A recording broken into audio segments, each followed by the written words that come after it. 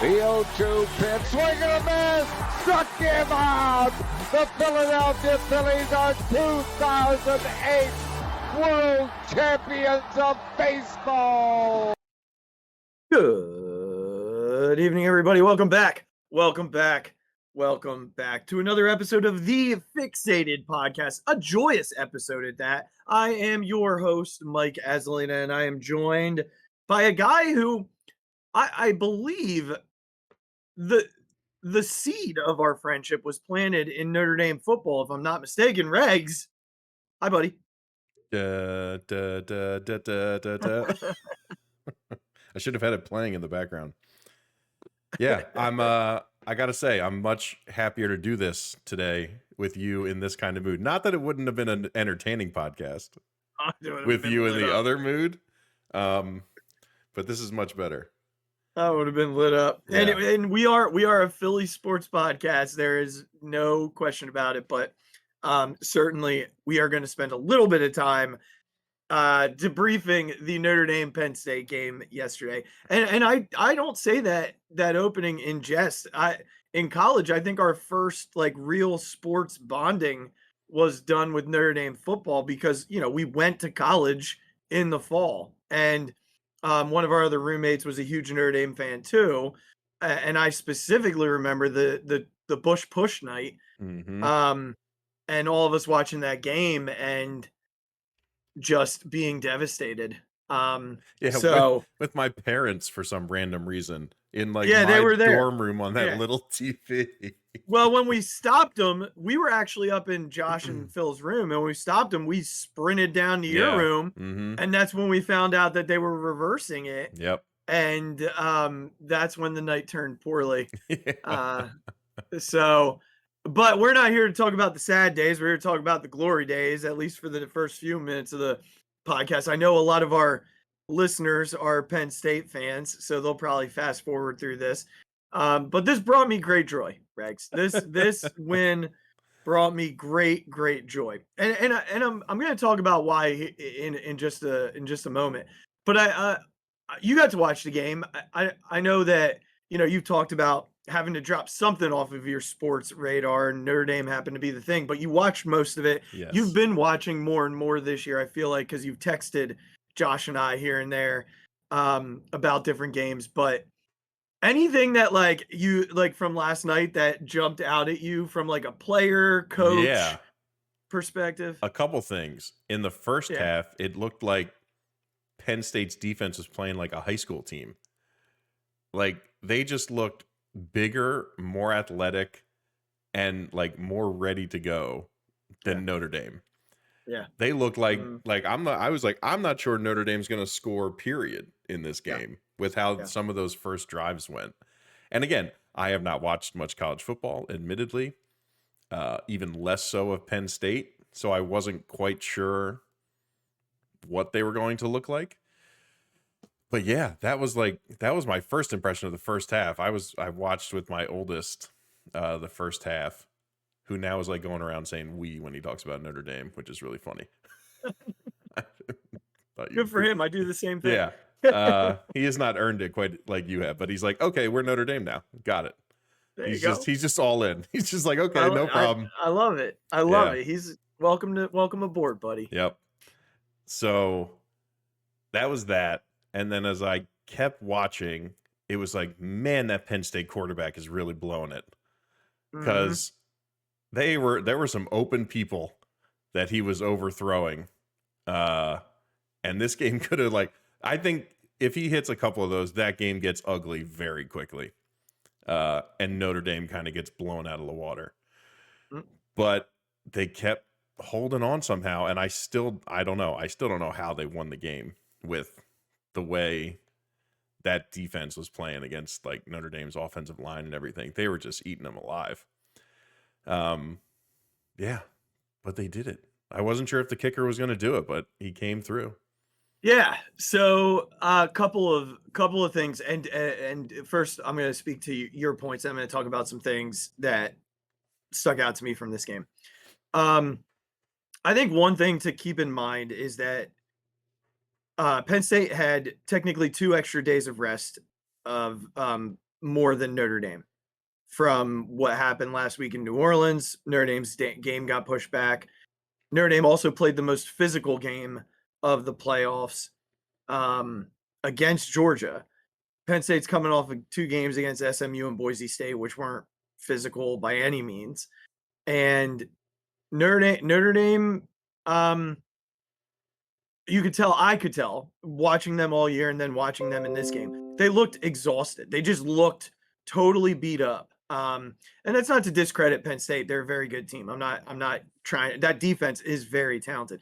As a matter of fact, Abdul Carter is going to be a top 5 pick. He's a tremendous player. That's number 11, Regz, on Penn State. Yeah, that dude's everywhere. That dude is a monster. He's a freak. He's an absolute freak. The other piece of it from an offensive line perspective, Notre Dame suffered 2 game-ending injuries to their offensive line. Regz, and I think what people that don't follow Notre Dame don't know is that the guys who came in were their 3rd string left tackle and their 3rd string right guard, because their 1st string right tackle tore his pec in preseason. He's the guy who came in to play right guard last night. So he was playing out of position as the 3rd string right guard because of how beat up they are on the offensive line. The other thing about Notre Dame's defense, they're missing 4 guys, 4 starters from the first week of the season, including 2 All-Americans. So they're playing down already. And they mentioned Riley Mills a couple times. They showed him a few times last night, the kid with the crutches. Mm-hmm. Captain, All-American, and all-around talent, and a big body in the middle of that defensive line. Notre Dame last night played with without cornerback 1, top 15 pick, Benny Morrison, defensive end 1, defensive tackle 1, and defensive tackle 2. That's how depleted they were on the defensive line. The piece about Aller, and I watch a lot of Penn State. My wife and her family are Penn State fans, so I watch them often. Drew Aller reminds me of someone very near and dear to our hearts. The thing about last night with Drew Aller, he does not handle pressure. And I don't mean big game pressure. I mean pressure from a defense very well. And that's what Notre Dame does. They just send blitzes right at you. And he does not handle that well. He didn't handle it well against Ohio State. He didn't handle it well against Boise State. And he struggled with it last night. And he was very erratic. So, yeah, he was missing throws, but that goes credit to Notre Dame. The one that I won't say was a Notre Dame credit was the one he missed at the goal line. That should have been a touchdown. He just threw it at his running back's legs. He threw it at Singleton's legs. So you got to give some credit to Notre Dame on the Aller thing. But here's the piece of Aller that has always given me pause about who he is. It's up here. You can see mentally when he's struggling.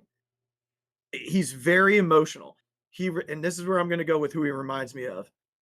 Very much Carson Wentz. Very mentally Carson Wentz. The skill set, the kid has a huge arm. He looks the part. He's big, he's tall, part. He can move well like Carson moved. Strong, but once he's in his head, he's tough to come back. It's tough for him to come back. He also got bailed out twice on some flags that could have been 2 other interceptions. Sure. Here's some things I want to say to Notre Dame's credit here, and then we can move on. Jeremiah Love is an absolute freak show. Dude's wearing a hard brace on his knee. Is playing at like 50%. Yeah, when did he hurt that? Against Indiana. Well, against USC, but then they thought he was okay and he re-injured it against Indiana. And then he re-injured it again against Georgia. And then he had the brace on. And someone said one of his backups, that freshman Aeneas Williams, the kid who caught that long pass down the right sideline last night, said that he shouldn't even have played. Like that's how bad the injury is. He shouldn't even be out there. But what a warrior, dude. I mean, that touchdown carry from 2 yards out that's a big boy touchdown, man. You're dragging 3 Penn State defenders into the end zone on. And he got them started in the second half. Like, he just decided to put his foot in the ground and go. He had some big runs on that first drive in the second half that tied the game up. Also want to give credit to Notre Dame's backup, Steve Angeli, who came in at the end of the first half when Riley Leonard hit the ground. And he came in, went 6 for 7, led a drive that led to a field goal. This kid could have transferred. He could have gone to the portal. They told him he wasn't starting this year or next year. Stayed as the backup, had his moment. Good for him, right? Like, awesome. The 2 linemen who came in and backed up, incredible. Riley Leonard continues to be one of the toughest SOBs I've ever watched play quarterback in Notre Dame. That dude he's so tough, man. Like, he's so tough. The running style reminds me so much of Josh Allen. Like, he just doesn't care. He just throws his body at people. And then Christian Gray, the corner who came up with the pick, got called for the pass interference earlier when the pick was reversed in the end zone. And that's a headsy play, man. Like, it's a really good play from him. It's a great catch too. Yeah, it's a ball that a lot of corners don't make a play on. And of course, Marcus Freeman. Like, I don't. This team loses that game 100 times out of 100 times with Brian Kelly. I just think Marcus Freeman's different. I don't know that they have a prayer against Ohio State. Yeah. But here's what I'll tell you. I think they have a puncher's chance because of the head coach. I just think that he has them so prepared every single week since that week 2 loss to Northern Illinois. So yeah, those are my initial reactions. I think I just want to say this because I get this question all the time about being a Notre Dame fan. Like, why are you a Notre Dame fan? You didn't go. You don't know anybody that went there. And it drives me nuts. Like, that drives me crazy. Do you not understand how difficult it is to get into? I applied to Notre Dame. I was top 10% in my class. Like, they accept 12% of their applicants. They have 8,000 undergrads. You know how hard it is to get into Notre Dame? Like, it's so hard. I wanted to just for fun. My parents said I'm not paying that application fee. Just to get a no letter. But, one of the things about there's a great scene in Rudy, but it's deleted. It's recently released, and it talks about how, like, people who came over, Italians and Irish, like, ancestors that came over, immigrants that came here, were, really criticized for being Catholic. Like, they were not accepted and treated very poorly for being Catholic. Part of the reason that Notre Dame was kicked out of the Big Ten, by the way. The Big Ten commissioner did not like Catholics, so out they went. And so now they're independent and making $20 million, and everybody else is sharing their money. Awesome. But in that scene, he talks about how being a Notre Dame fan, whenever they beat teams from the East, those rich teams from the East, Yale, Navy, like those groups, they gave, like, the Catholics something to cheer about. So, like, my grandparents and then my parents, well, really my dad, not necessarily my mom. She likes Notre Dame, but she likes them because we love them. And she said that today, but she was so happy. And she kept talking about how Riley Leonard was talking about Jesus and God after the game. It, like, brought her so much happiness. And he does, like, the cross and eye black under his eye. She was so happy about all of it. But it's because I grew up like that, because that's it. Like, so, I can think of specifically one person who went way over the top in criticizing my fandom last night. And just the question of, I have a degree from Penn State. I have a master's degree from Penn State. So I should just be a Penn State fan. Well, okay. Well, you're telling me that since I didn't go to Notre Dame, I shouldn't be a Notre Dame. Everybody in my wife's family, not a single one of them graduated from Penn State. So I guess they shouldn't be Penn State fans. Is that how we do this? Is that how this works? Well, no. Well, if they didn't go there, at least they lived in Penn. You didn't live in Indiana. Oh, so now we're moving the goalpost back a little bit, right? Like, you can't don't keep moving the goalposts back. I'm a Notre Dame fan because of growing up Catholic and growing up with a father who is a diehard Notre Dame. That doesn't mean I can't be a fan. And if to you it does, that's weird. I have people that are Penn State fans tell me I shouldn't be a Notre Dame fan, yet they're Dallas Cowboy fans. Yeah. How does that make sense? Like, what are we doing here? You can be a fan whoever you want to be a fan of. I can't be a bandwagon Notre Dame fan when they won a national title and I wasn't even a year old. That's the last national championship Notre Dame has. I wasn't even a year old, Regz. So take your whatever your fan rules are, your fandom rules are, and shove them. I don't have to defend my fandom to you. Yep, I'm the same way. We me and my cousins have like a thread, a text thread, a group chat, and we called last night the Baka Bowl to our grandfather who passed away just a year or 2 years ago. It was during. I remember we were doing podcasting while. That's you were right. at home. It was during the Phillies World Series run. Yeah. So he went to Penn State. Okay. Graduated from there, but was a part of an Italian Catholic and married an Irish Catholic. From Scranton, Pennsylvania. And so was still a Notre Dame fan, even though he was both. I'm not going to say he wasn't a fan of both. Right. But like you said, that's why I am a fan of Notre Dame. That's why my mom was a fan of Notre Dame. Right. She has some connection now. Her, a really good friend from, that she met at her first job, went to Notre Dame. Her family has a few people that went there. So like we get, some nice hookups for seats and things like that every once in a while, which helps the fandom. But yeah, I'm not a Notre Dame fan for no reason. I didn't just like pick them out of a hat. No. It was, my Irish Catholic family is fans of Notre Dame, and my Italian Catholic grandfather, who went to Penn State, is still is a fan of Notre Dame. So yeah, it's wild to me that people make up these rules. It's the same reason I'm a UConn basketball fan. Right. Like my family grew up 15 minutes from Storrs, Connecticut. Like, but they would give you credit for that. Yes, my uncles went there. Right. But but according to this person's rules, well, you didn't go there, but at least you had family who lived there. I didn't go there. Right. But that, I didn't go to Notre Dame. I didn't live in Indiana.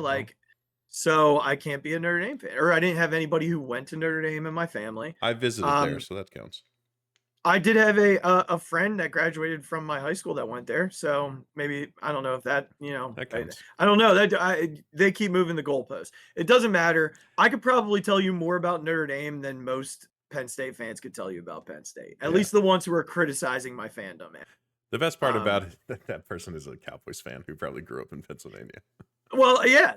And that's just one of the many people who have given me crap over the years for being a Notre Dame fan. The hypocrisy is just wild to me. It's totally wild to me. But weird stuff, like really weird, over the top criticism last night, and most of it comes from sour grapes, right? Like you lose a game, and the first thing you do is criticize someone's fandom, and I choose to take the higher road in those cases, Regz. I choose to take the higher. Good road. for you. That must be the must be the Catholic guilt in you. See, how would you have known that if not for your Notre Dame fandom? That's right. How would you have felt this empathy? How would you have felt this empathy? My 12 years of Catholic school.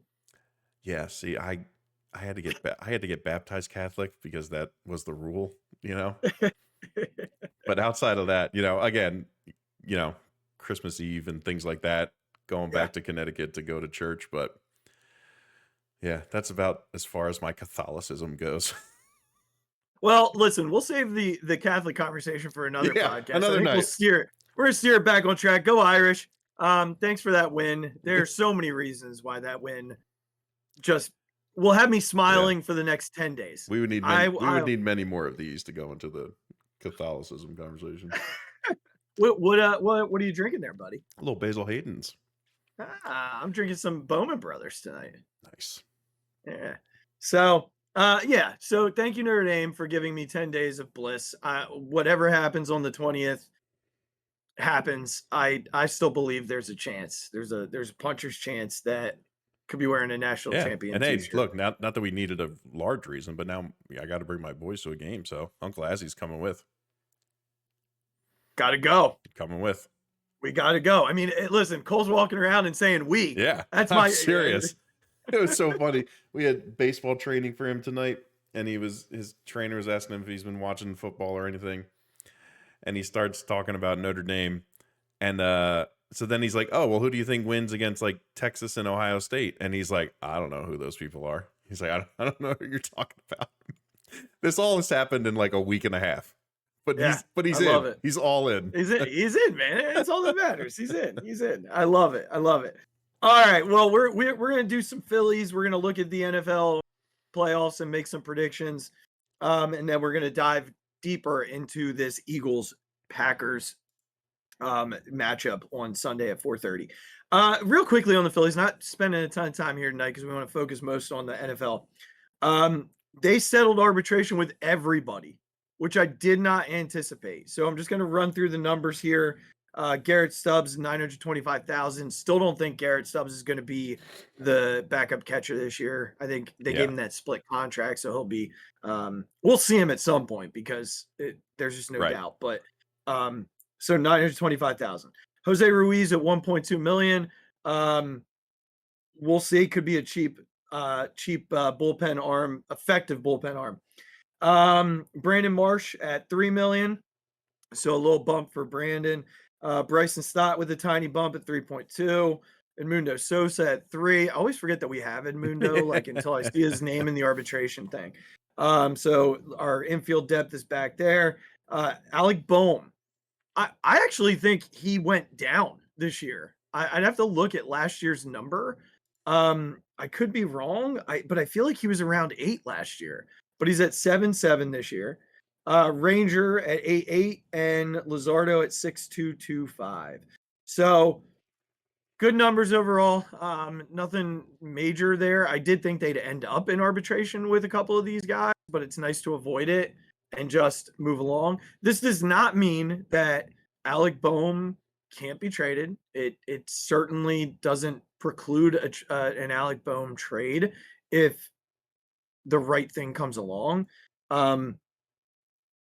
But I feel like that needs to be said. I think people think this is like a contract that means he's staying. Yeah. It's just, honestly, it probably makes it easier to move him to not go into arbitration, because I think arbitration is either next week or the following week.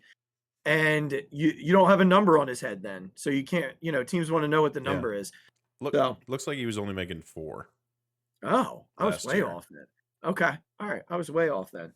I mean, it makes sense. Typically you do move up, and he was an all-star. So yeah, I don't know why I was thinking it went down.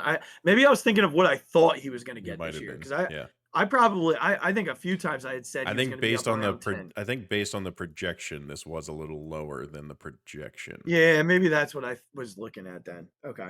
But yeah, no number here really surprised me. None of these guys. I think Stubbs is a free agent after this year, and Ranger. I don't know, maybe Edmundo too. But Ruiz is not. Stott is not. Boehm has another year. Marsh this is his first year in ARB, and Luzardo still has another year after this. So, yeah, nothing crazy there. It's nice to have all of them settled. You don't have anything sitting out there at this point. Tonight, though, the news broke that former Phillies reliever, Jeff Hoffman, signed in Toronto. 3 years, $33 million. Regz told me it can raise to $39 million. Yeah. Sounded like he had $40 million for 3 years settled with the Orioles.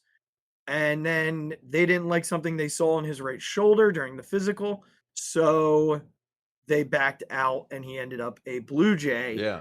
And it makes you wonder, Regz, did the Phillies know something, see something similar? Because this did feel like a deal that, at least early on, they would have been willing to do. I think that's I think a lot of Phillies fans are maybe like that came at a very opportune time when everyone is about to be really pissed off that they were only paying him $11 million a year. Yeah. When I think some things were out there like closer to like 13, numbers like that. So when you see the 11, you're like, I know we got Max Kepler, but Yeah. Hoffy, was pretty important to us. Yeah. And that bullpen isn't the same, quite frankly, without him. And we've talked about that, even just in the last episode. I mean, look, the first thought that I had is I'm happy for the guy. The guy's worked his tail off to like Deserves this. go and throw on a backfield to Bryce Harper and to 100%. earn your way to truly high-end back of the bullpen guy. You got to give the guy credit, and you can't fault him for going and getting as much money as possible wherever he could. I agree 100%. I don't think the number is so staggering that it's like, oh, well, the Phillies couldn't pay that. I think that's probably what gets a lot of us is that, like that doesn't seem that bad. That doesn't seem that bad for what we've seen this guy do. And look, maybe they did know of a shoulder thing. Maybe they did. I don't know. I don't hope that on the guy. You know what I mean? Like, I'm not hoping that that's what happened. But I still think I would take it because, like, he was healthy last year. Like, it didn't affect him, it seemed. Yeah. It wasn't just him who wasn't effective in the playoffs. It was everybody. So you couldn't really pinpoint just him as the problem. Maybe to say, oh, well, this like maybe flared up in the postseason and now they're sort of afraid to sign anything long term because of it. It's a bummer. I think we all love Jeff Hoffman. We love his attitude. He clearly loved and appreciated his time here. Yeah, I think we all love that about him as well.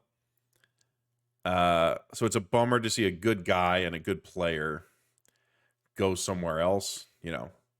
Good for him for, going back to a comfortable situation, the place that drafted him. I guess not too far from where he grew up, like in New York. So maybe a little closer to family, things like that. Mm-hmm.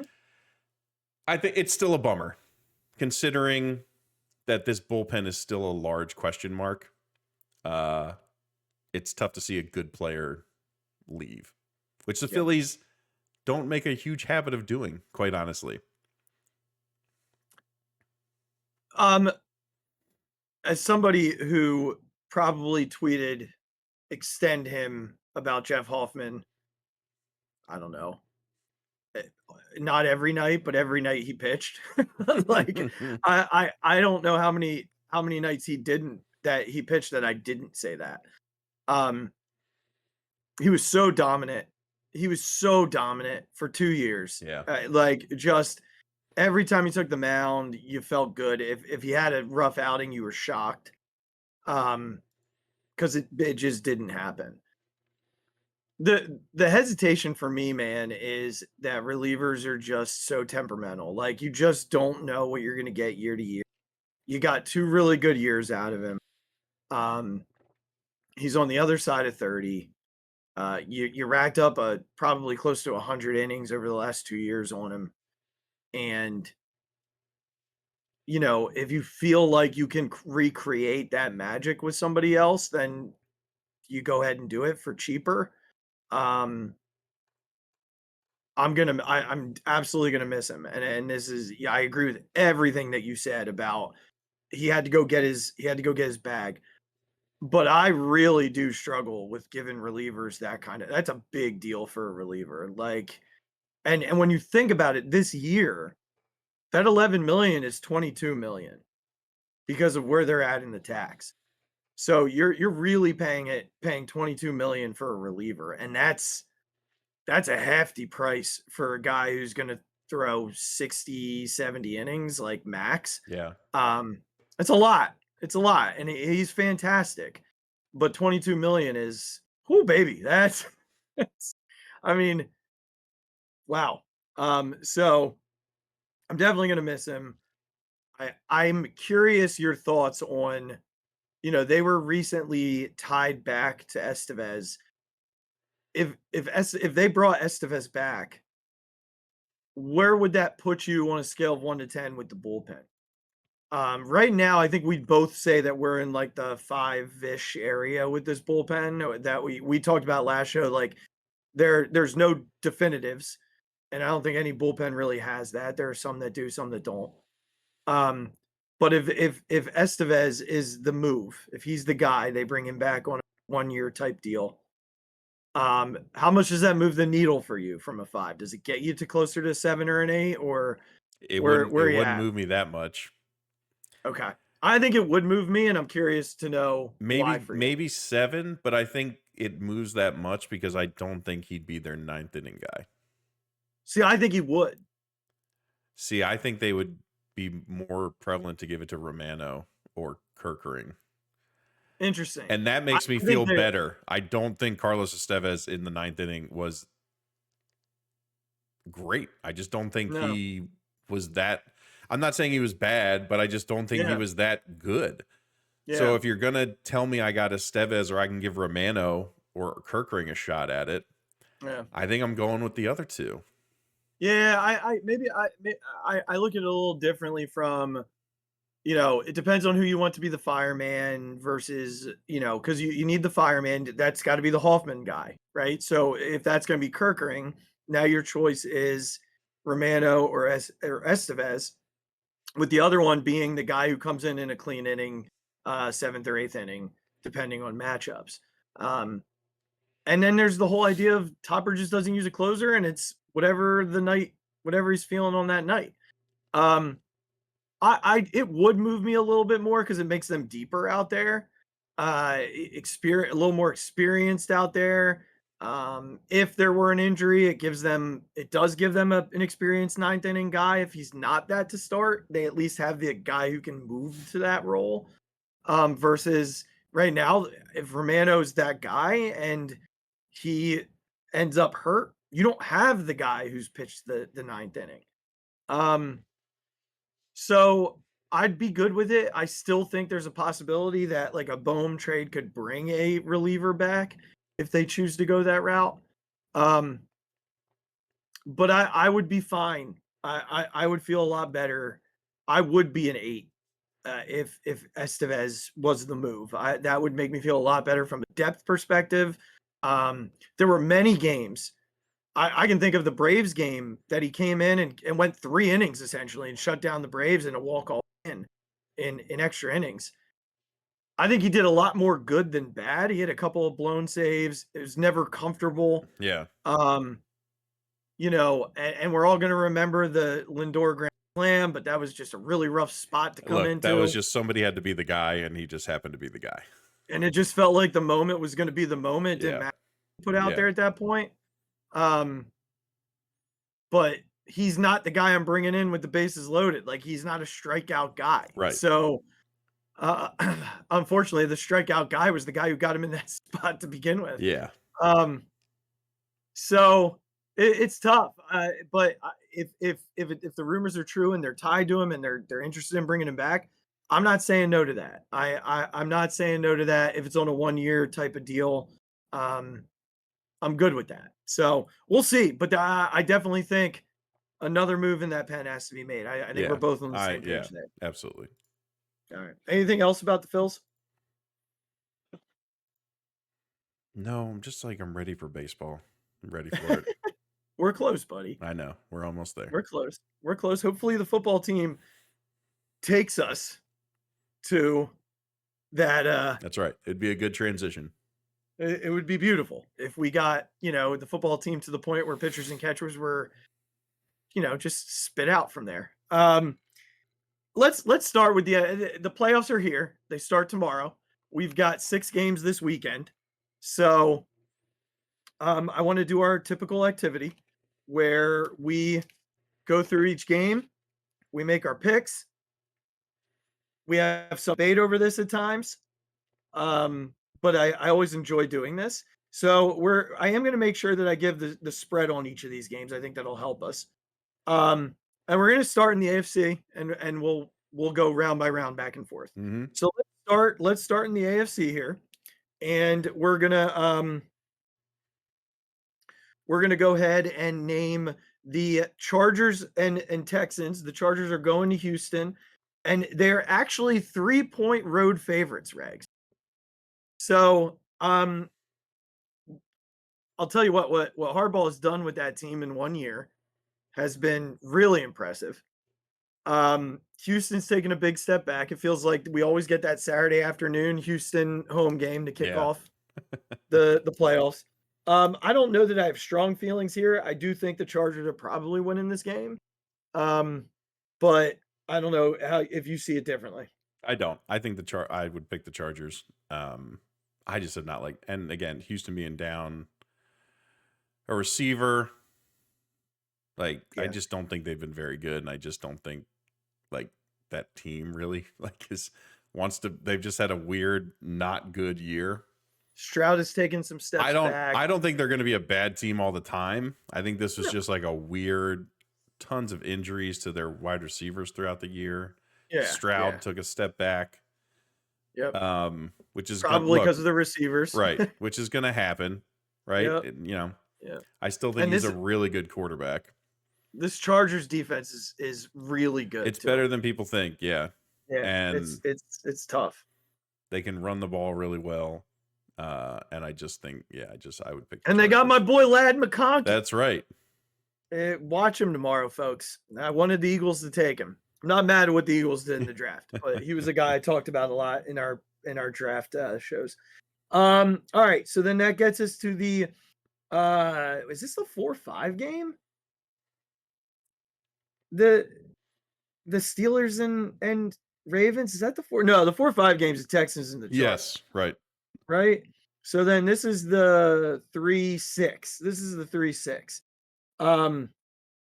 Steelers at Ravens. Ravens are 9.5 point favorites.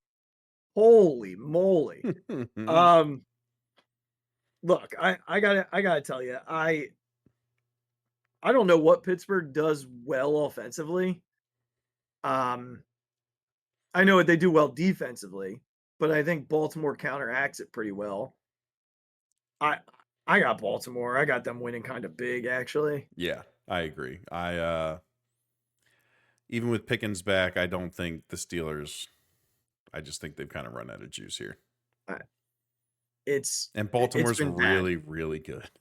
And I think truly the biggest thing is that Pittsburgh's defense has taken a step back in the past few weeks, and they would have to be playing at the best defense in football level to have a shot in this game. It felt like Baltimore played Cleveland last week and half-speed starters, and Cleveland's terrible, don't get me wrong, but I mean, I don't know if Zay Flowers is playing. I think, is he out? I think he's out, which is something. I mean, he's the best receiver on that team. But the other thing to consider here, and I'm still taking Baltimore, but Lamar in the playoffs is just not good. Yeah. So it could be interesting. Broncos Buffalo. In Buffalo. Look, man, I gotta tell you, the Broncos are 9.5 point favorites at home. They're a very good offensive team. I really like Bo Nix. I really like Bo Nix. I really like this Denver defense. They're playing hard. They're playing fast.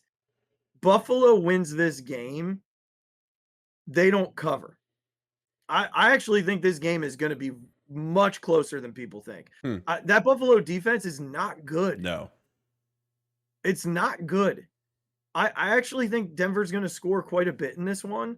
Bo Nix has gotten better every single week. He's more comfortable. He's running the ball well. He's throwing the ball well. Their offense can move the ball on the ground. Cortland Sutton is one of the better receivers in the game that people don't really know about. Mm-hmm. And their defense flies. So I don't know that you'll disagree. Like, I got Buffalo winning. I got chalk in the AFC, but if I had to pick an upset from this weekend, that would be up there with be up there in the conversation for me. Yeah, I still think Buffalo wins. I don't know. It could be it could just be an absolute blowout. Because it could. But I think the Denver defense is really good. Yeah. But you kind of just have to kind of go with Superman until he proves you wrong. I agree with that. Well, and then you get the you get the Baltimore Buffalo matchup, which will be fun to talk about here in a minute. All right, let's go over to the NFC first round matchups here, and have those conversations. Let's start with we're going to kind of give away our predictions here early in this conversation, but that's okay.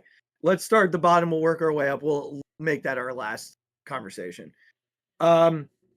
Minnesota going to LA, but not going to LA because of the forest fires. And while we're there, we're Phixated is thinking about and praying for all of the what victims, a ridiculous families. Terrible. It's terrible. Of the forest fires out there. You see Freddie Freeman donated $300,000. Yeah. What a guy. So Minnesota, they're playing in Arizona. So, I don't know what that looks like from a home field perspective. I don't think Minnesota is going to travel a ton more fans to Arizona than they were to LA, but interesting game for me, Regz. I think this Rams team defensively struggles in the secondary. They have a good pass rush. The Minnesota defense is very talented, but the LA offense is also very talented. Yeah. Darnold showed he can be had a little bit. This is the Monday night game. It's a 3-point. Minnesota's a 3-point favorite on the road. I don't know that I have a good feel for this one. I think this is. I don't think Minnesota's going to run through the playoffs or anything like that. But I think they come into this one a little ticked off with how they performed in that Detroit game. Yeah, I can see that. Again, I'm not going to say they're going to win by, more than 10. But I think Minnesota comes out pretty ticked off and kind of ready to show that they are that team. Yeah. And they've been a really well-coached team, and there's no reason to think that, Kevin O'Connor won't have them really ready to go, especially after what happened in Detroit. Yeah, I think it's their comfort level is going to be high. They're going to be in a dome, or Arizona a dome. It can be. LA's a dome. Okay, all right. I don't know what they'll do. I don't know what the heat's going to be like. They're tough offensively because you have to make up your mind what you're going to do. Are you going to focus everything on JJ? And if you are, then you're going to suffer because they have Addison. They have Hawkinson. They can run the ball with Aaron Jones. Yep. So, they can definitely hurt you all types of ways. So I'm good with taking Minnesota here. I think you're right. I think they're angry. They're an angry, well-coached team, but can't ever count out Sean McVay. No, so look, you're right. I think it's gonna be a fun one. That's gonna be a fun Monday night game. I agree. All right, Washington and Tampa. This is another really interesting one. Tampa, pretty sure blew their doors off in week 1. Tampa they are 3-point favorites, but they're home, so they're basically saying almost a pick 'em essentially. Jaden Daniels has been really good. I'll be curious to see what they have dialed up, what Todd Bowles has dialed up for him. Yeah. Baker Mayfield's been playing really well. Another really tight spread here in the NFC. Another game I don't have a great feel for. If I'm sort of just going on a whim, I'm probably taking Tampa Bay. Yeah, I'm the same way. I just think they're gonna have a hard time. Washington's gonna have a hard time stopping Mike Evans. That rookie, I'm drawing a blank on his name. Is it Gillen or McMillan? I think it's McMillan, the rookie wide receiver. That kid's coming on right now with Godwin being down.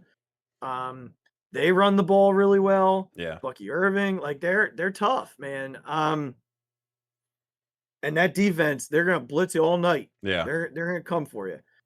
So I think I'm gonna take Tampa here, which pains me because that means that's the matchup for the Eagles if we take them further. So that leads us to Green Bay, Philly. Philly's 5-point favorites. This is sort of ruining our our predictions a little bit. Maybe not, because we have to agree. Maybe one of us won't pick for him, and we'll just submit to it for right now. So you're gonna want to stick to the end. We're also gonna give you some keys and things like that. But I think just for the purposes of the show, I think we'd be real assholes if we picked against them in this exercise, if I'm being honest with you. So without much further conversation, I think I'd say we move Philly. I was gonna say, well, I guess I'm being an asshole. No, I'm joking. I'm picking Philly. All right, so that would mean Philly and Tampa would match up in the second round, and Minnesota would go to Detroit. All right, let's go back to the AFC. The Chargers go to Kansas City. I gotta be honest with you, man. I'm gonna have a hard time picking against Mahomes here. Like, yeah, I'm with you. I don't know that I can do it. Could LA beat them? Maybe, but it's still Patrick Mahomes and Andy Reid in the postseason, and they have one real loss this year. Yeah. So, all right, this Baltimore Buffalo game. My guess is it would be a 3-point spread or less in Buffalo. Man, it's in Buffalo. It would be in Buffalo. Okay. Baltimore's the 3 seed. Yeah. I really have a hard time trusting Lamar. I think he's gonna eventually. It feels like the way it goes is Mahomes is both of their kryptonites, but Lamar can't like always get past Josh. Like Josh always finds himself with Pat. Yeah. But like Lamar doesn't always find it. The only way he finds himself with Pat is if they play the Chiefs before they play the Bills, or if the Bills play the Chiefs before they play the Ravens. So there's a lot of me that wants to take Baltimore because I think in totality they're the better team. Yeah. An all-around team. I don't know. What do you think, man? I there's part of me that just wants to take Baltimore, but winning on the road is tough. The on the road part is tough. I think if this was in Baltimore, I'd pick Baltimore pretty, not handily, but like it wouldn't be just the decision wouldn't be that tough. I'm not saying they wouldn't, they win by anything more than a few points, but like for all Lamar has done, he really hasn't put together like a playoff run. That's what I mean. Yeah, that's where I'm struggling. And so it's really tough to pick him on the road in Buffalo.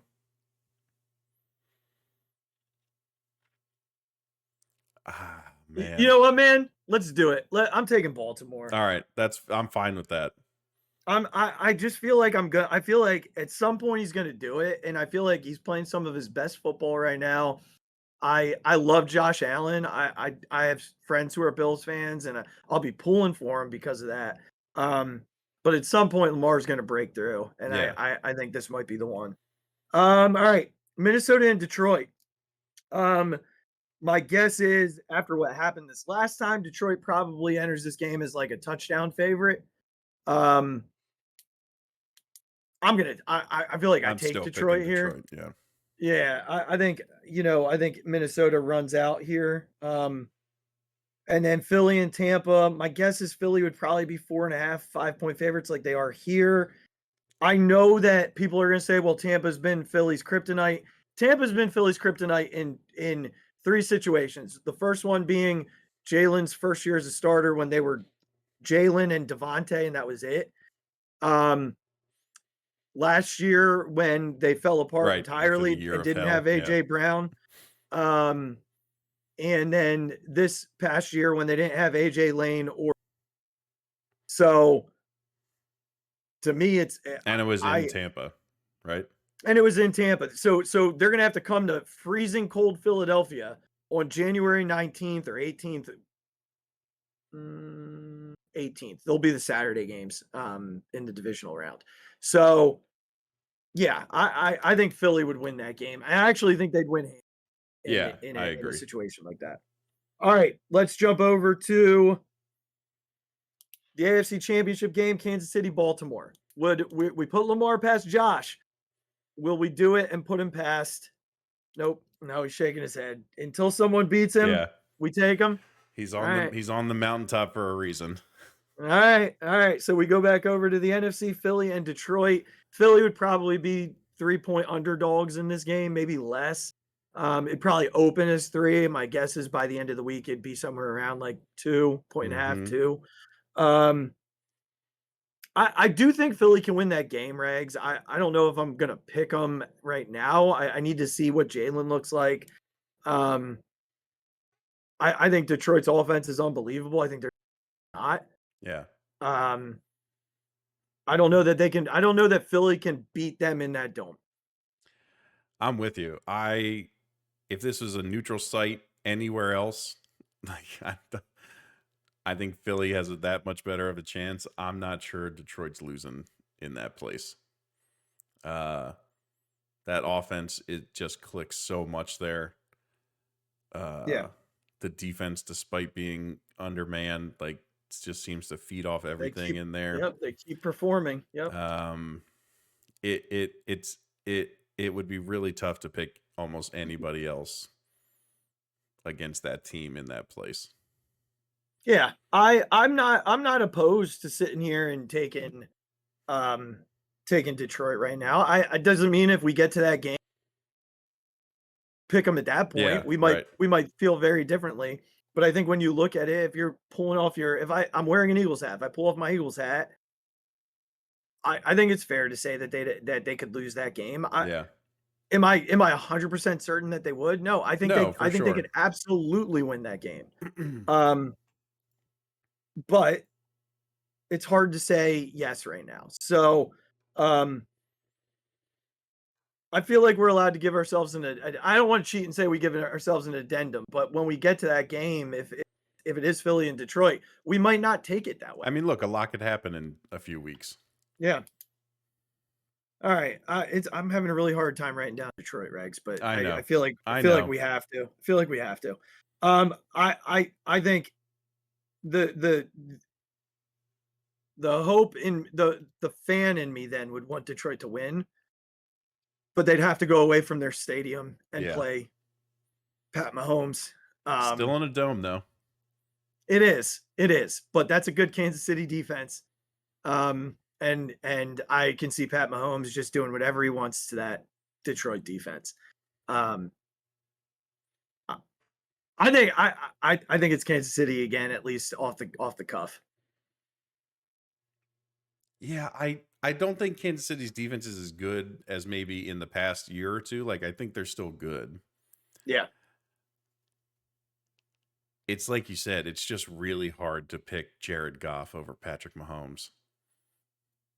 It's really hard. Yeah. And for like he's just this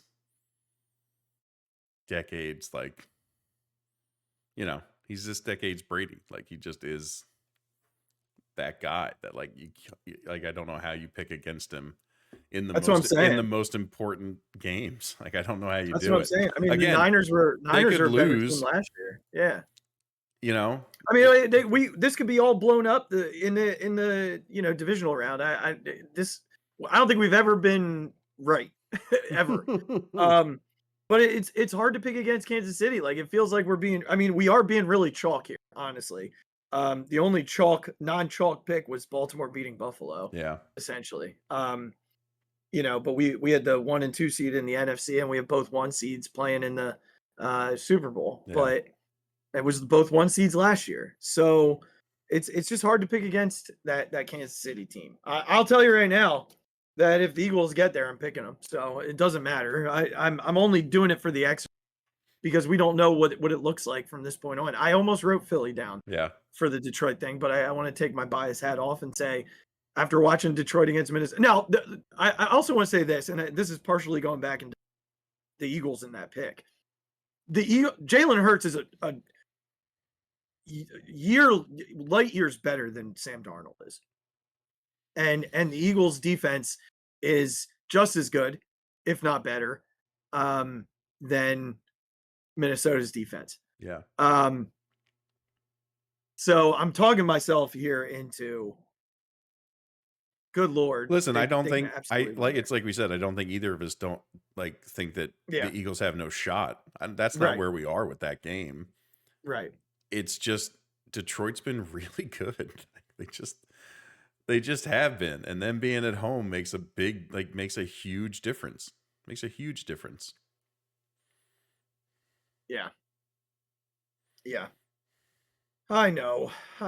Well, maybe Minnesota will go That's in what I and mean. beat Maybe them, that happens, and then and we're getting then the home Darnold has to game. come to Philly. Yeah, Yeah. exactly. All right, so let's jump to this matchup this week. You've got the Packers coming in. They've lost 3 in a row. I think in all of our heads, though, we go back to last year when they went to Dallas and absolutely destroyed them. I was actually talking to a Green Bay fan at the airport today. He just happened to be standing where I was, and I was like, I hope no one's being unkind to you today, man. He's like, no, everybody's been super nice. You're in the Philly airport.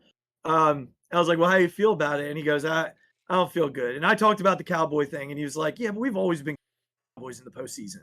And we were playing really well going into the postseason last year. He's like, we're not playing well right now, and I don't really, with Watson being out, he's like, it's not the biggest loss because we don't really have receivers who, like, we don't have an AJ Brown. Right. All the receivers have their own sort of niche in the offense, but that's what makes it work. He said if we win this game, it's going to be because the defense does what it needs to do to take care of, their job. But he's like, I don't know that we can do that with your offense. So I want to talk about a few things. Matchup that you feel confident in, and it could be an individual thing. It could be a sort of like a group thing. It could be a side of the ball, whatever that is for you. And then one of concern. And then we'll just talk about some highlights of both of these teams. And I got to tell you, man, I don't look at that week 1 game and take a lot out other than from an Eagles perspective. No Cooper DeJean, Nakobe Dean was not playing at this level yet. The defense as a whole didn't look like they were on the same page. Very different now. So a matchup you're confident in. Actually, let me go first. That's the way we've been going this year. Please. A matchup that I feel pretty confident in as we head toward this game is our receivers against their outside corners. I feel really good about AJ and Devontae if we need them making big plays, because I don't see how they're going to hold up on the outside without, their best corner. So I feel really good about that. That's the matchup I see. I thought a little bit about our interior defensive line, really eating up some of their stuff on the interior. Big Jordan Davis game incoming because they want to run the ball a lot. But I decided to go with our receivers against their corners. Mine's our O-line against their D-line. Yeah. Nothing made me happier than seeing that Lane Johnson posted his stats against what's his name? The guy who got first team All-Pro at right tackle. And he was and he was clearly clearly better. And I think I sent it to you and I texted you. I was like, they pissed off the wrong man. Yeah, he's not gonna be happy. Same with Jordan Mailata, who's playing statistically the best left tackle in football. Yeah, and both of them only make second team All Pro. Yeah, I think Jordan didn't even make a Pro Bowl. Right. I think our own line can dominate this defensive line, and I think it's a way to get Jalen eased into the game. It's a way to keep Green Bay's offense off the field. Yeah. If this O-line dominates, everything becomes easier. Everything. And I truly do think they can. It could be a big Saquon game. Yeah. Yeah, big Saquon game. I'm really interested to see. And I think I heard it was either Fran or one of the podcasts I was listening to that the Packers do tend to play that too high safety look, and Jalen his worst numbers are against too high safeties. Mm, And the way to get them out of that run the is to football. run it down their throat. Yeah. And Yeah. so I really do think it's a way, like if they can be dominant in the run game, it gets Green Bay out of its comfort zone. It gets Jalen into his. It like I said, it keeps our drives going. It keeps the ball out of Love's hands, and it just, the less possessions we can give their offense, and the more time we can eat up, Yeah. we just get a better and better chance of winning the football game if that keeps happening. Yep. Yeah, so that kind of leads into my matchup of concern, and it is the Jalen Hurts sort of against their aggressive and turnover prone defense. They do get a lot of, well, they did early in the year get turnovers. That sort of evened itself out. And two of Jalen's turnovers of two of his interceptions of his like 5 or 6 this year came in that week 1 game. He's been a lot better about protecting the ball, but he is coming off of a month without playing. So my concern is simply like trying to do too much, forcing the ball. I want the Eagles to really ease him in, run the football, move the pocket for him a little bit. Don't force throws that maybe he's not comfortable making early in the game. Get him in a rhythm, get in that tempo offense a little bit. Maybe like the first possession, if you get a first down, get into tempo. But I'd like to see him rolling out, dumping some balls off to Goddard in like 4 or 5 yard clips. If you can do that, run the football, that eases my concern. If you get into some 3rd and longs, I don't want him forcing the ball. Like we can't have that.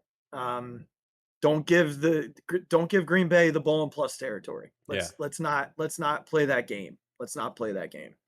So that's mine. Yeah. I think this is very recency bias, but I think Green Bay still has really good wide receivers, even without Watson. And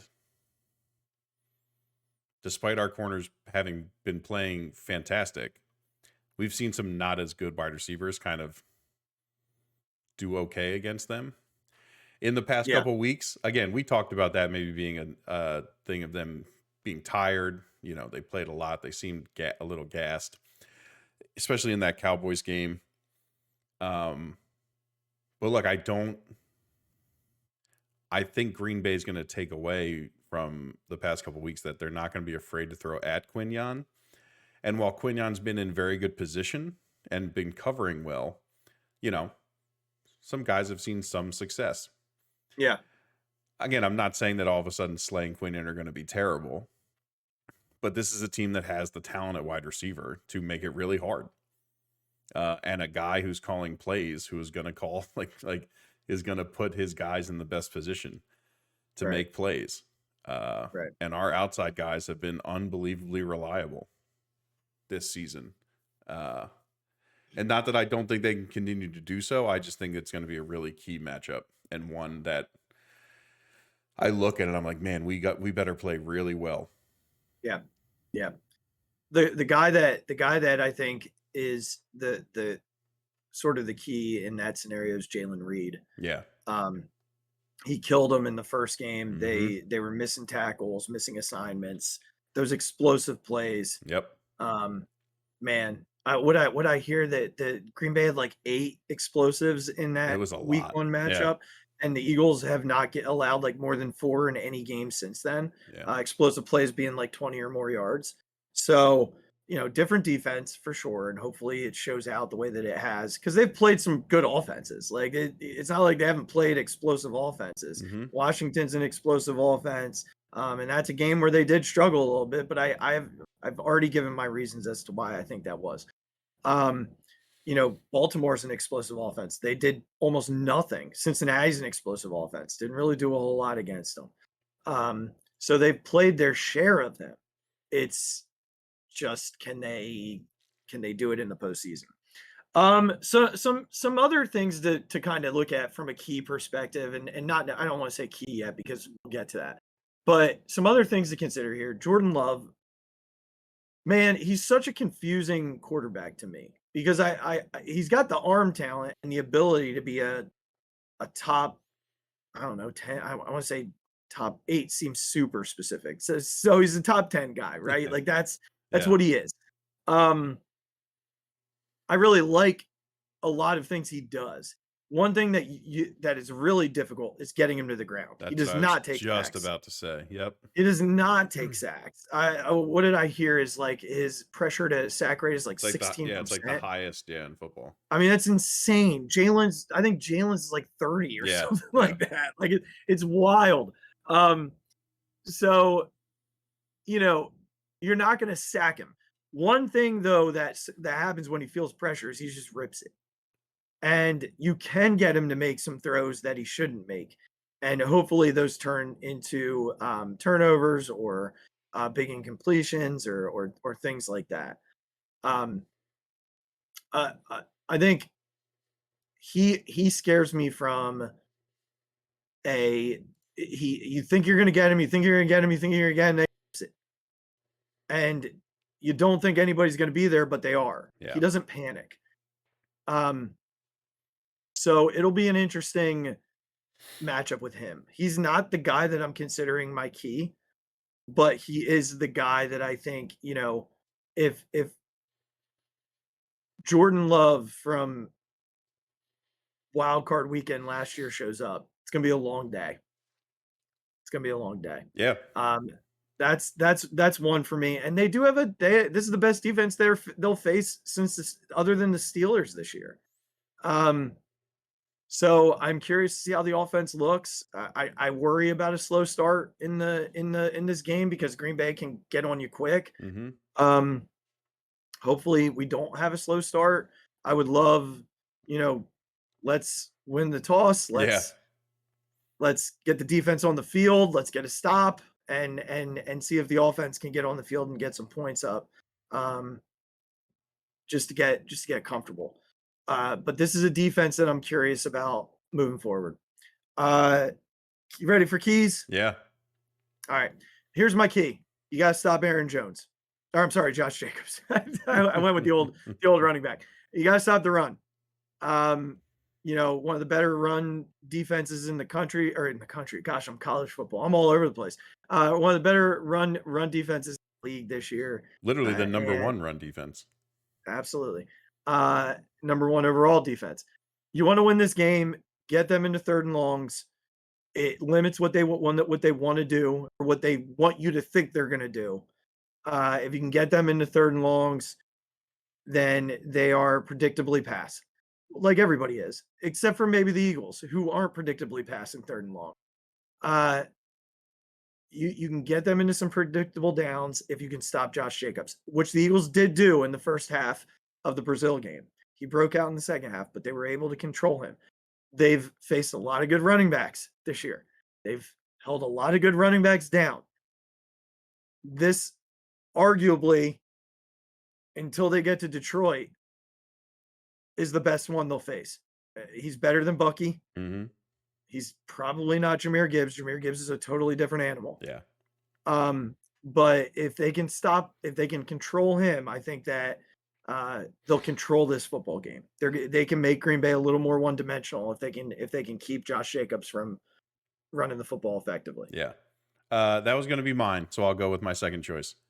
My second choice is dominate the run game from an offensive perspective.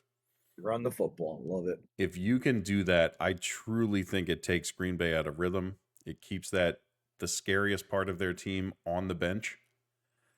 And I think it gets Jalen back in a good place. And I think Saquon is ready to this O-line and Saquon are ready to go after having a week off. And I just think if he has a big game, the Eagles win by many more points than they would if he struggles. Yeah. So I'm completely with you. I think we have to stop the run because Green Bay, everything they do. They want to do off the run when they run the ball, and they've been very good at it. And they've been very good at it. So I'm completely with you there. But I think we have the better run game, and I think if we can control the time of possession and keep their possessions down, because we're just running time after time after time, and the clock's just ticking and ticking and ticking, that it just, every second that goes off the clock that the Green Bay offense isn't on the field, we have that much better of a chance of winning the football game. Yeah. All right, ready? Yeah. Eagles 31-17. All right. I don't even know that. I don't know that it's going to be that close. I don't know if it's going to feel that close. I do think the Eagles, that you mentioned it about Mailata, but I really think this team is on a freaking mission right now, and they have a chip on their shoulder. They want to play for each other. They want to win for each other. They're hungry, and I think this team hungry is terrifying. And I think they're going to look to make a statement, because a lot of people are saying that they're upset pick this week. Mm-hmm. A lot of these talking heads are saying, well, Jalen, and while I'm there, actually make your prediction, because that's going to be my quick fixated. I'm going to say 28-20, but it's a late Green Bay touchdown. Okay. All right. So one of those late ones, onside kick type things. Okay. Yep. All right. Here's what I want to say. I just think this is hilarious. And it's my quick fixated. Jalen Hurts plays really well, right? And you get, well, Jalen has all these weapons. Like, Jalen has AJ Brown, he has Saquon Barkley, and he has Devontae Smith and Dallas Goedert, and the best offensive line of football, and so on and so on and so on, right? And then this whole 2 weeks that he's been in protocol. Well, if Jalen is not coming back, the Eagles won't win this game if Jalen can't play. Which is it, folks? What is it? Is it that Jalen's only good because of what he has around him, or that the Eagles can't win without Jalen? I don't know how to make that work. I'm not quite understanding the conversation. So it just always makes me laugh. So, folks, here's the deal. We'll be back on Sunday night. You'll get your recording on Monday. We'll do a recap of hopefully a celebratory one, because what we figured out was that if we do the pre-show like we do now, and then a post-show on a Sunday night, that show 200, here's the thing, Regz, we need to talk about this. We'll have to skip a week, essentially. We'll have to skip a week. Yeah. Because they do a Super Bowl. They do a week in between the Super Bowl, but we would end up doing show 200 as the Super Bowl post game. However, we could do show 200 as a Super Bowl preview. That's true. So we'll talk about it as we get closer, but show 200 will be something around the Super Bowl if the Eagles get there. Yep. If they don't, then show 200 is going to be normal, regular, typical Regz and Azzy, reflecting on getting to 200 shows, which is fine. All right. We appreciate you listening. We love each and every one of you. If you haven't already, click the subscribe button on the YouTube channel. Go to wherever you get your podcast. Follow, rate, subscribe, leave a comment, whatever. Then jump over to social media at the Phixated Pod on Twitter, at Big Regz with a Z, at the Mic Drop 5, and then at Big Regz with a Z. Sorry, gotta do it in the same order. At the Phixated Pod, or at the Phixated fan page on Facebook, at the Phixated Pod on TikTok, and then merchandise link in the show description. We'll talk to y'all on Sunday night, hopefully after a Birds win. Until then, take care of yourself, take care of one another, and more than anything else, go Birds! Go Birds! Oh my God! Deep to right field, way up there, and way out of here! The Philadelphia Eagles are Super Bowl champions. Eagles fans everywhere, this is for you. The 0-2 pitch, swing and a miss, struck him out. The Philadelphia Phillies are 2008 World Champions of Baseball.